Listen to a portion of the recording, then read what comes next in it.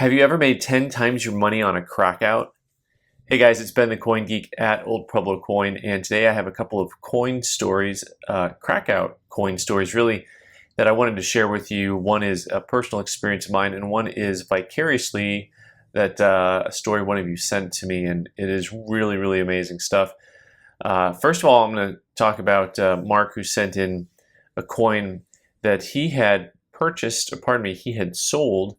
I don't know when he bought it, but he had sold through Great Collections in March of 2019, and it's this 1945S Micro S Mercury Dime, PCGS graded MS66, and it's a very expensive coin. The 45S Micro S is a pretty hard coin to get in higher grades, and this coin sold for about $1,000. And beautiful, really lovely toning, very, very nice coin. And then 2 years later, he spots the same coin in an MS67 Plus holder at David Lawrence Rare Coins.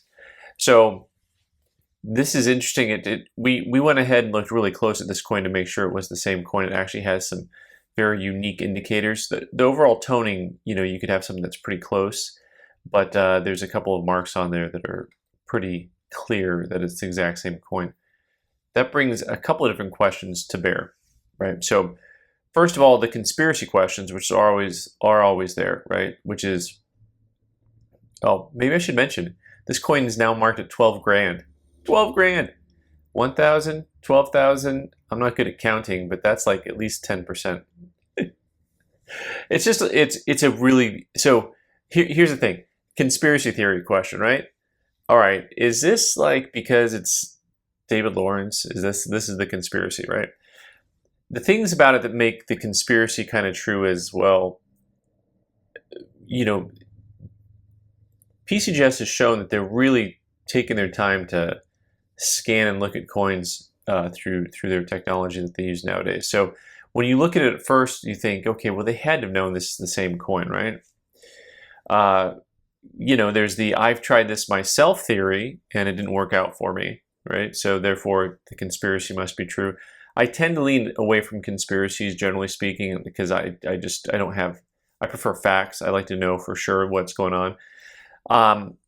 Is this just a good day? And by the way, we don't know that David Lawrence Rare Coins actually, made the coin, right? We don't know that he's the one who sent it back in and got it certified in a higher grade. We just don't know that. But it's a big step up. It's a big step up for PCGS to go from a 66 to a 67 plus. There's just some pretty high grade movers and shakers. The coin was obviously and is obviously a phenomenal coin. And so you look at the two and you go, man, someone had a good day or there's a conspiracy. Next up, I got a story about what happened to me when I was in Chicago, which I haven't talked about yet, which was I bought from one of you guys, so you'll know that one of you is going to know this coin really well, an 1876 Carson City dime, graded PCGS MS66. Stunning coin. Stunning coin. And so the coin bid about $2,500 and you wanted $3,000 for it. And I bought it from you for $3 grand because I was like, man, this is phenomenal. Now the next grade up was like 7,000 or something like that. It was a big, big jump. And I'm like, to buy a coin that bids at $2,500 for $3 grand, you've got to know that you like the coin enough to do something with it, right? So I bought it. Later at the show, I had a guy come up to me I hadn't really dealt with before. And he said, he was really bombastic, by the way. He's like, oh yeah, well, I crack coins out, or I find finer coins to get upgraded, He didn't even say it in a way that was like, I do it to try. He said it as though I do it because I do it. Like, I will get this coin upgraded is kind of his attitude towards things. I did end up selling it to him. And now I felt kind of stupid because I'm like, hey, I'm supposed to crack stuff out and send it in. But it's a real risky move, obviously, but it's a lot of upside. So I was really intrigued by this guy, not only his character, the way he acted, but it gets you back to the conspiracy theory aspect, which was like, this guy was so stinking confident that coin was going to be in a better holder. So here's something for all y'all to watch out for. Now, we've all been put on put on warning. Look for this MS66 76cc dime to be an MS67. And I didn't get good pictures of it, but I have a little bit of a picture of it here. The reverse was amazing. The reverse was absolutely stunning on the coin. The toning was beautiful. The obverse was not as clear to see as the reverse, but the reverse just blew your doors off. Really, really beautiful coin.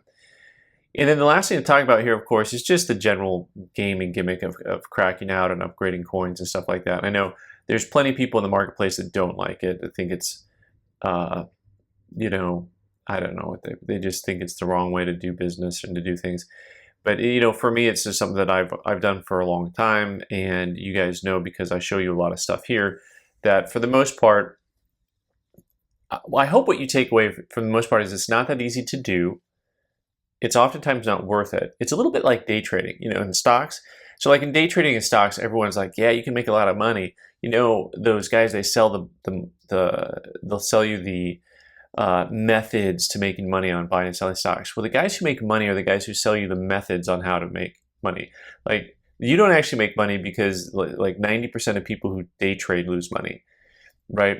So I think probably the same is true for Crackout, right? So, or when you're playing this game, lots of times there's losers. And so to me, a part of it is it's fun. I just think it's kind of fun. It's interesting. It's not always that profitable because you're going to have things that you're just taking a shot on that you know you've only got like a 50% chance that it's going to just, you've got like a 50 or 60% chance it's going to come back the exact same grade. You have probably a 10 or 20% chance it's actually going to downgrade, which is the scary part, because lots of times if you want to make the risky coins work, those are the ones that are a lot more expensive, right? So all of a sudden it's like, you know, you end up putting more into it. And occasionally you get something that goes up, but a lot of the stuff that I show you here is stuff that's kind of middling, right? It's stuff that's not usually too expensive. Some of it we're doing for education, some of it's for entertainment. So I'm finding coins that are, you know, accommodate dollars that'll go from a 64 to 65. It's not like you're really going to make a lot of money doing something like that, but it's just the thrill of the hunt kind of thing. But occasionally they will get a coin that'll upgrade well enough to really be like, okay, that was big jump. That was definitely worthwhile. So I don't want people to get too carried away with some of this stuff, but the point about these two stories is that there are definitely some coins out there that are high end that have really big jumps. And sometimes you guys ask me about what's a good Crackout coin. You know, what do you look for? Well, one, you've got to have coins that are really high quality that have a chance at upgrading, but two, you have to have coins that have really big margins. I mean, for those of you who think like you want to play the game, but there is risk involved, and definitely a lot of risk involved. So, two crazy crackouts. So we've got that Mercury dime, and keep your eye out for that 76cc, soon to be MS67 seeded dime. That's stunning. One of you guys is gonna find that and send it to me, and then we'll all high five each other. So thanks for watching, guys. I've been the Coin Geek. You can subscribe by clicking on the button in the corner and watch more videos on the right side of the screen. Leave your comments below. Yada, yada, yada. Thanks.